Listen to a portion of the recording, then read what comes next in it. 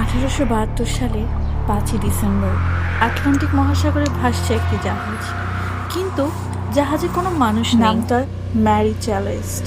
New York থেকে ইতালির উদ্দেশ্যে রওনা হওয়া এই জাহাজে ছিলেন ক্যাপ্টেন ব্রিগস, তার স্ত্রী, শিশু সন্তান এবং 7জন অভিজ্ঞ নাবিক। জাহাজটি যখন পাওয়া যায় তখন সকল 6 মাসের খাবার মজুদ ছিল, জামা কাপড়, মূল্যবান জিনিস সবই জায়গা মতো ছিল। এমনকি ডাইনিং টেবিলে খাবার সাজানো ছিল, শুধু নেই কোনো মানুষ। তারা কি স্বেচ্ছায় চলে গেছে নাকি অদৃশ্য হয়ে গেছে? কোনো দস্যুর আক্রমণ ছিল না, কোনো ঝড়ের চিহ্নও নেই, শুধু একটি লাইফবোট নিখোঁজ। 150 বছর পেরিয়ে গেলেও কেউ জানে না তারা কোথায় হারিয়ে গেলেন। এটি কি কোনো প্রাকৃতিক বিপর্যয় নাকি অন্য কিছু?